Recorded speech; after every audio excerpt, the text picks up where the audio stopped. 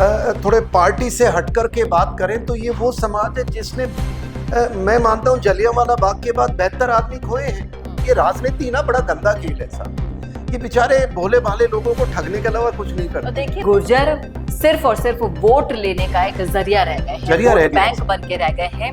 अब गुर्जरों को तय करना है, मतदाताओं को तय करना है, क्या आप वो घिसी पिटी एक राजनीतिक व्यक्ति के पीछे लगोगे या अपने अंदर से उन लोगों को आगे लाओगे जो आपकी समस्या समाधान और चरित्र के साथ काम करे। हम नेता क्यों चुनते हैं? इसलिए ना कि वो हमारे हक के लिए विकास की बातें करेंगे, आगे सरकार के सामने हमारा पक्ष रखेंगे। लेकिन विधानसभा में ऐसा नजर क्यों नहीं आ रहा है? मैं ये मुद्दा इसलिए उठा रही हूं क्योंकि दुख होता है जब देखते हैं कि जब समाज से चुने हुए 5 से 6 विधायक आपके सदन में मौजूद हैं, लेकिन आज भी मुंह पर चुप्पी लगाकर बैठे हुए हैं। ऐसा लग रहा है कि किसी ने उनके होठ सील दिए हों। क्यों नहीं सरकार के सामने इन मुद्दों को उठाते हैं? आज गुर्जर समाज की हालत जो है वो किसी से छुपी नहीं। हर पार्टी आती है, उनका फायदा उठाती है और चली जाती है। जब ये अपने ही समाज के लोगों पर भरोसा नहीं कर सकते तो दूसरों पर क्या करेंगे इसी मुद्दे पर चर्चा इस वीडियो में, इसलिए बने रहेगा आखिर तक हमारे साथ। नमस्कार, मैं हूं चेतना शर्मा। आप देखना शुरू कर चुके हैं संवाद भारत का, भारत के लिए। और इस मुद्दे पर खास बातचीत के लिए आज मेरे साथ स्टूडियो में मौजूद हैं अखिल भारतीय गुर्जर महासभा के राष्ट्रीय अध्यक्ष कर्नल देवानंद गुर्जर जी।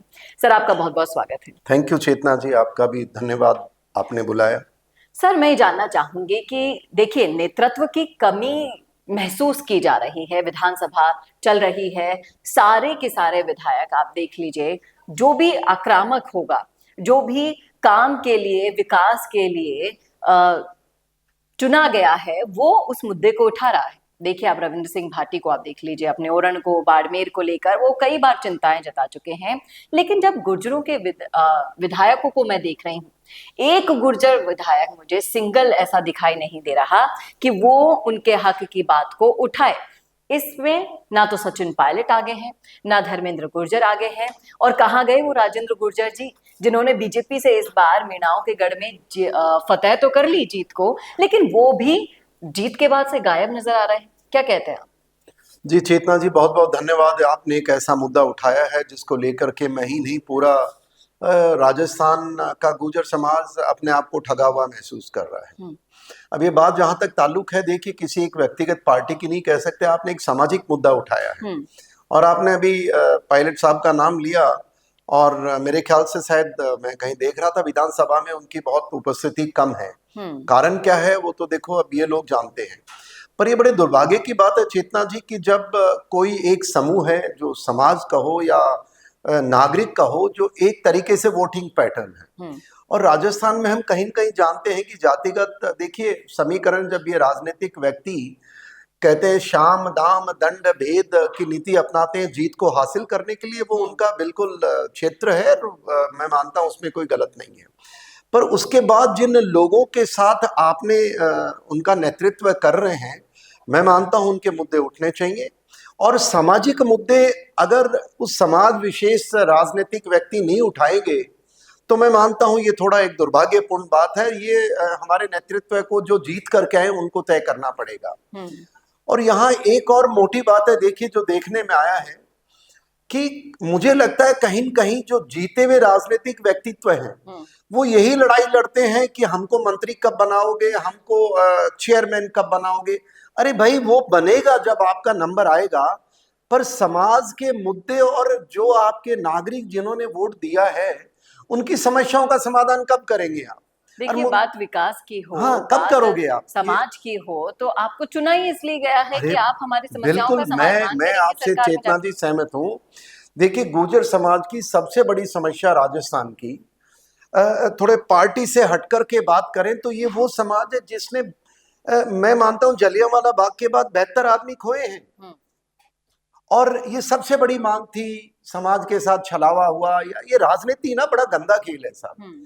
ये बेचारे भोले भाले लोगों को ठगने के अलावा कुछ नहीं करते। देखिए, बार बार ठगने की जो ये इंसिडेंट्स हम लोग चर्चा करते हैं, बार बार मैं भी कई वीडियोस के जरिए बताती रहती हूँ, उसको देखकर तो सिर्फ एक ही नतीजा निकाला है मैंने, और वो ये है कि गुर्जर सिर्फ और सिर्फ वोट लेने का एक जरिया रह गए हैं, जरिया रह वोट गया। बैंक बन के रह गए हैं। विकास की बात आती है तो कोई भी पार्टी, कोई भी नेता, कोई भी शख्स इनके लिए कुछ नहीं कर पा रहा। आप बताएं ना, सब जाए तो जाए कहाँ गुजर? आई मीन कम्युनिटी है, देखिए एकता होती है कम्युनिटी में, और ये पिछड़े हुए लोग हैं, एक्चुअली पिछड़े हुए लोग हैं। कुछ चंदे हम में से 5% अगर अच्छे धनाढ्य हैं और उनका बाहुबल है, उससे पूरा समाज नहीं होता है। मैं आपको 2 एग्जाम्पल देना चाहूंगा चेतना जी। राजस्थान में अभी मौजूदा सरकार है, अपना काम कर रही है, जैसा उसका मैं उसकी चर्चा नहीं करूंगा।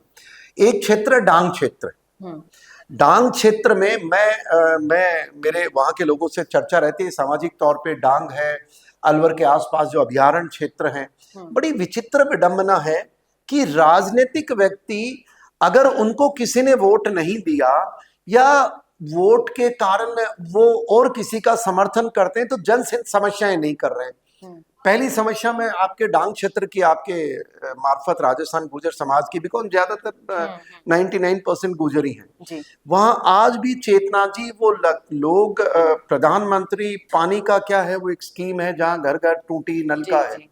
डांग क्षेत्र में मैं आपको जिस दिन आप चाहें वहां के युवा आपको मिलवा सकता हूं, जो बेचारे, अब गर्मी आ रही है, वो जानते हैं कि उनके पीने का पानी नहीं होगा।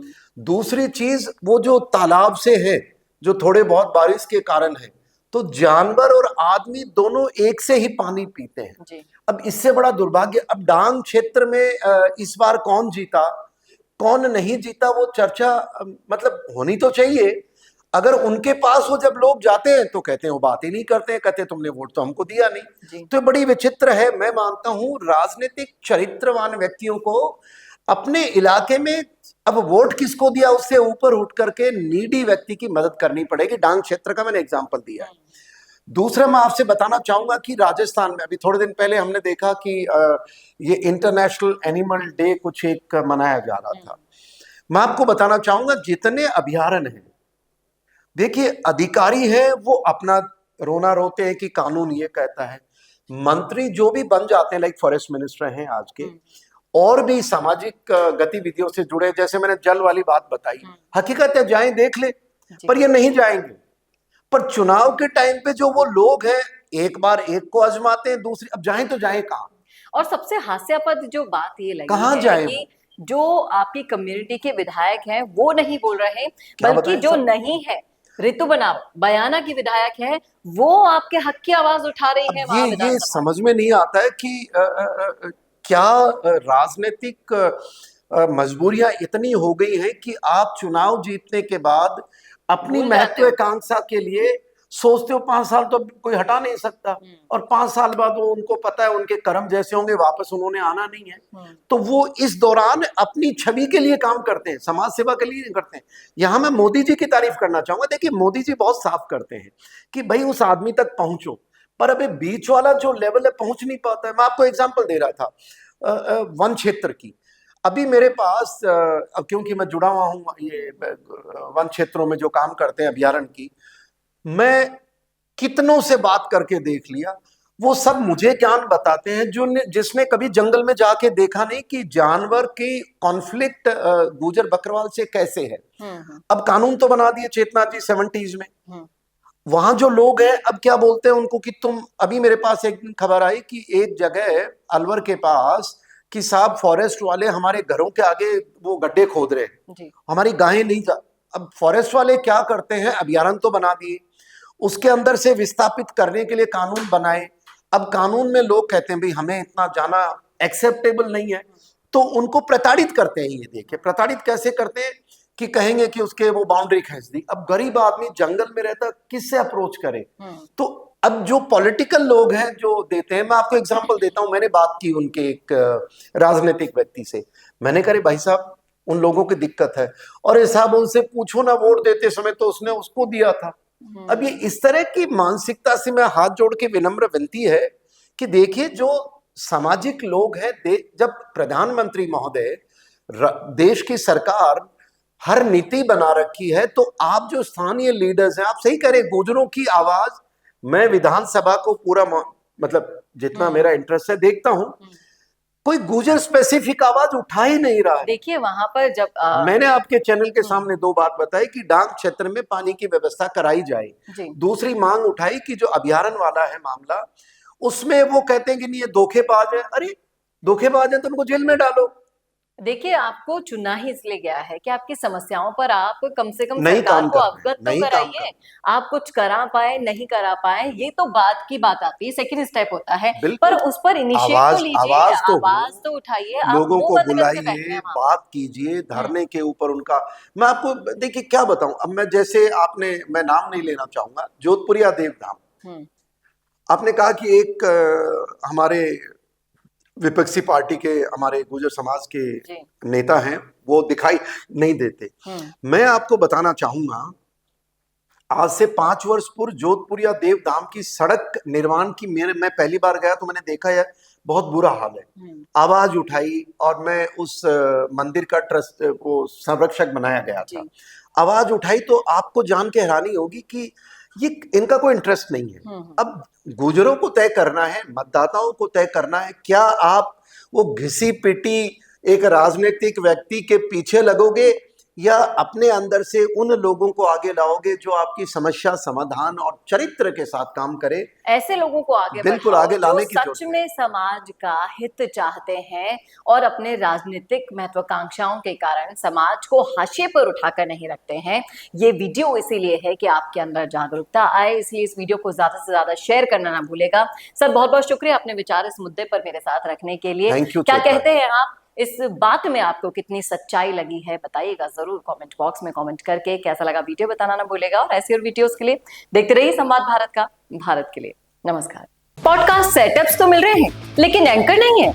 पॉडकास्ट सेटअप और एंकर मिल गया तो एडिटिंग नहीं है।